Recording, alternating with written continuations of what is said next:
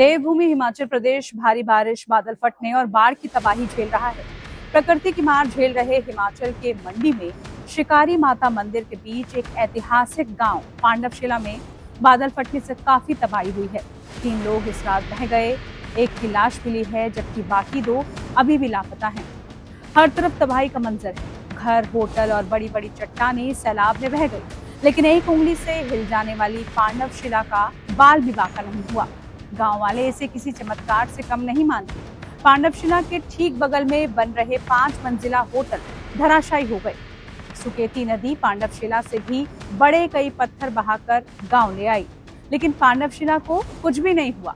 पांडवशिला थुनांग से करीब 10 किलोमीटर ऊपर है। पांडवशिला में बड़े पैमाने पर श्रद्धालु आते भी हैं। यहाँ पांडवशिला को देखते और शिला को हिलाकर मनोकामना मांगने की परंपरा भी है। आश्चर्य की बात यह है कि पांडवशिला हाथ की एक उंगली से हिल जाती है, लेकिन बादल फटने से आए सुकेती नदी के उफान में भी ये गिरी नहीं। क्या है ऐतिहासिक पांडवशिला की पूरी कहानी, इस वीडियो में आज हम आपको बताने जा रहे हैं। हिमाचल की मंडी में बादल फटने के बाद आए सैलाब ने खूब तबाही मचाई। बड़ी बड़ी इमारतें बह गई, लेकिन पांडवशिला अपनी जगह टिकी रही। पांडवशिला के ऊपर से सुकेती नदी का पानी तेज आवाज करता हुआ बह रहा था। लाखों टन मलबा, बड़े बड़े पेड़ बहे जा रहे थे। पांडवशिला के ऊपर से पानी बह रहा था, यहाँ तक कि पांडवशिला को सुरक्षित रखने के लिए नदी के किनारे 2 साल पहले एक दीवार बनाई गई थी। वो गिर गई, लेकिन पांडवशिला अपनी जगह मौजूद थी। हिमाचल के मंडी शहर को छोटे काशी के रूप में भी जाना जाता है, क्योंकि यहाँ पर 81 प्राचीन मंदिर मौजूद हैं, जिनमें ज्यादातर मंदिर भगवान शिव के हैं। कहा जाता है कि मंडी रियासत के राजाओं को भगवान शिव में अटूट आस्था थी। यही वजह है कि यहाँ पर शिव मंदिरों का निर्माण सबसे ज्यादा हुआ। आपको बता दें कि मंडी से पांडवों का भी गहरा नाता रहा है। यहाँ के कई इलाकों में पांडवों से जुड़े मंदिर और निशानियां आज भी हैं, जिनसे लोगों की आस्था जुड़ी हुई है।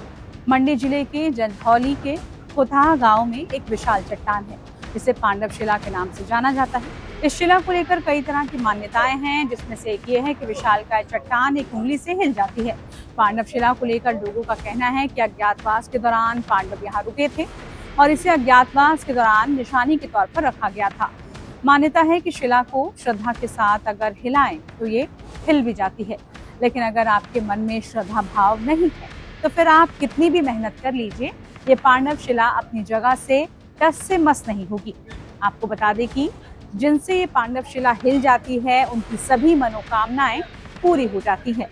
वहीं इस शिला पर कंकड़ मारने की भी मान्यता है। कहते हैं कि अगर आपका फेंका हुआ कंकड़ शिला पर जाकर टिक जाए तो फिर आपकी सारी मनोकामनाएं पूरी हो जाती हैं।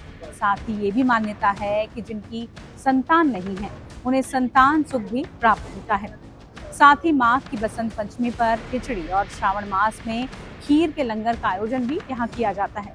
मान्यता है कि श्रद्धालु अपनी मनोकामना लेकर इस शिला को हिलाते हैं तो उनकी मनोकामना पूरी हो जाती है। गांव वालों ने बताया कि एक बार सड़क बनाने के लिए इसे हटाने की कोशिश भी की गई, लेकिन ये शिला हटी नहीं। बादल फटने से आई तबाही में शिला के बगल में बना 5 मंजिला होटल जमींदोज हो गया। पांडवशिला से भी बड़े पत्थर नदी में बहते दिखे, लेकिन पांडवशिला अपनी जगह से हिली तक नहीं। पांडवशिला गांव जिस ग्राम पंचायत के अंतर्गत है, वहां के सारे पुल बह गए और गांव का संपर्क पूरी तरह से खत्म हो गया। राहत के नाम पर कपड़े और राशन तो पहुंचाए गए हैं, लेकिन पुल और सड़क की बहुत जरूरत है। गांव के प्रधान नरेश ठाकुर ने कहा कि अब हमें राशन नहीं चाहिए, बस पुल और सड़क बनाने के लिए लोग मदद करें, क्योंकि बारिश के बाद बर्फ गिरेगी, तब गाँव वालों को बहुत ज्यादा मुश्किलें आएंगी।